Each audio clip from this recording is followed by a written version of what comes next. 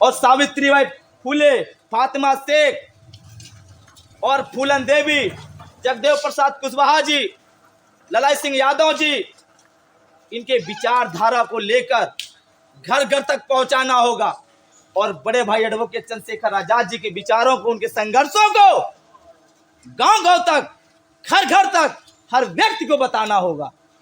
ये किसी और की जिम्मेदारी नहीं है, ये हम सब की जिम्मेदारी है।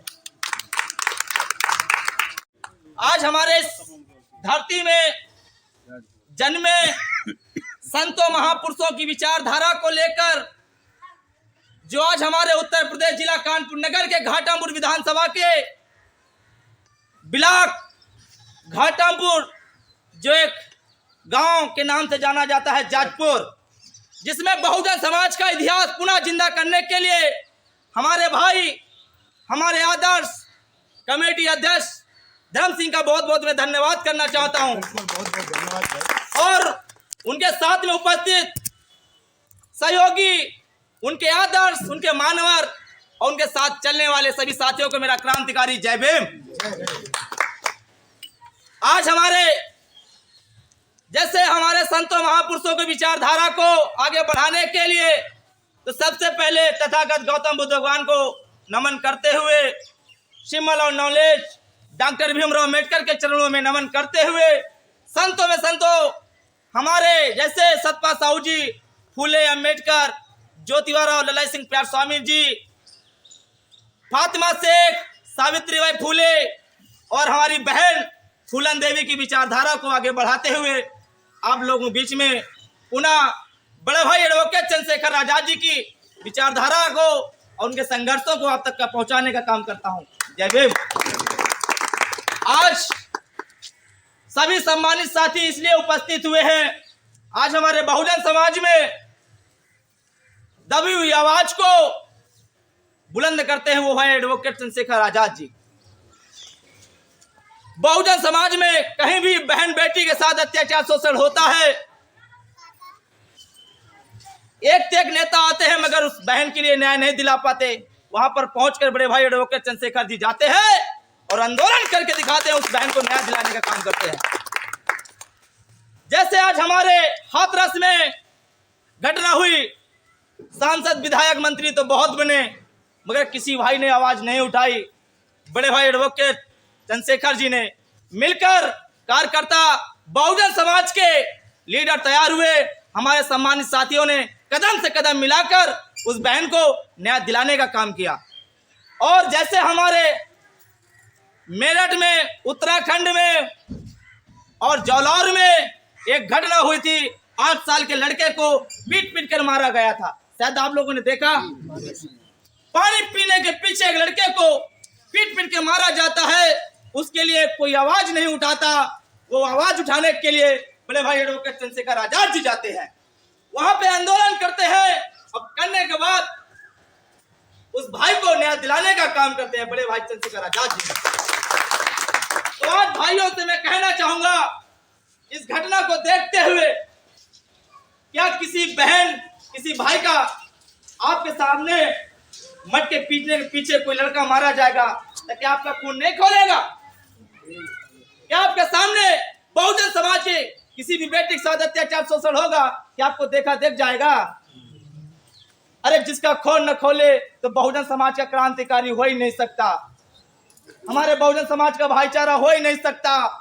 आज हमारे बीच में इतना अत्याचार शोषण होते हुए बड़े भाई एडवोकेट चंद्रशेखर आजाद जी ने जो बहुजन समाज के लिए एकता पंथा का परिचय दिया, मजबूत करने का संकल्प लिया है और बहुजन समाज को शासक बनाने का भी वादा किया है।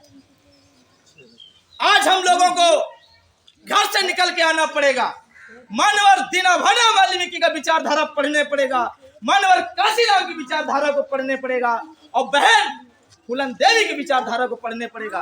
आज हम लोग उनकी बदौलत शासक बने, उत्तर प्रदेश के अंदर 4 बार मुख्यमंत्री बनी, मानवर काशीराम की देन है, मानवर दीनभंवर वाल्मीकि की देन है जो बहुजन समाज का मजबूत करने का संकल्प दिया।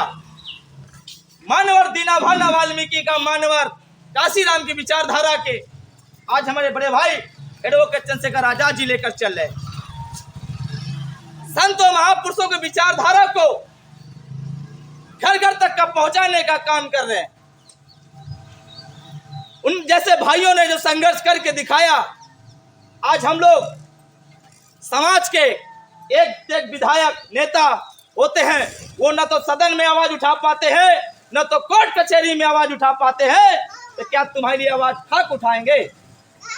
अरे जब से बड़े भाई एडवोकेट चंद्रशेखर आजाद जी ने बहुजन समाज के निकल कर आए, तो भीम आर्मी में आजाद समाज पार्टी का कार्यकर्ता थाने में जाकर झंडा और झंडा गाड़ने का काम करता है, आंख में आंख डालकर प्रशासन से बात करता है, वो हक अधिकार की बात करता है, बहन के लिए सुरक्षा की बात करता है, अपने भाई के लिए लड़ने की बात करता है। वो आपके पीछे जान ले भी सकता है, जान दे भी सकता है। तो मैं आप लोगों से कहना चाहूंगा, इस धरती में जन्मे हैं जैसे हमारे संतों महापुरुषों ने इतिहास बनाकर गए, तो इस गांव का एक मोमेंट अब एक इतिहास बनाकर तैयार कर दीजिए। जरूरी नहीं है 100 लोगों की भीड़ इकट्ठा करना, जरूरी मकसद यह है 2 4 5 निकल कर आ जाओ और मानवर काशीराम और बाबा साहब के सपना को साकार कर दो।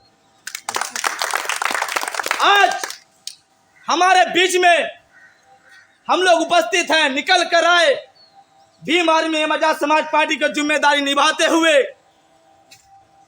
बड़े भाई चंद्रशेखर आजाद जी को मजबूत करने का एक संकल्प लिया। आज हम लोग भाई का हौसले बढ़ाएंगे नहीं तो हमारा कौन हौसला बढ़ाएगा? और यदि निकल के नहीं आओगे तो आज तुम मारे जाओगे, तो कल आपका भी नंबर होगा, तो कल आपका नंबर होगा, तो कल आपका भी नंबर होगा। बहुजन समाज का हर व्यक्ति एक एक कर मारा जाएगा। तो आज सब लोगों को जिम्मेदारी बनती है, कार्यकर्ता निकल कर आए और हिस्सेदारी और भागीदारी लेते हुए भीम आर्मी आजाद समाज पार्टी को मजबूत करने का संकल्प ले कभी मुसीबत नहीं आएगी।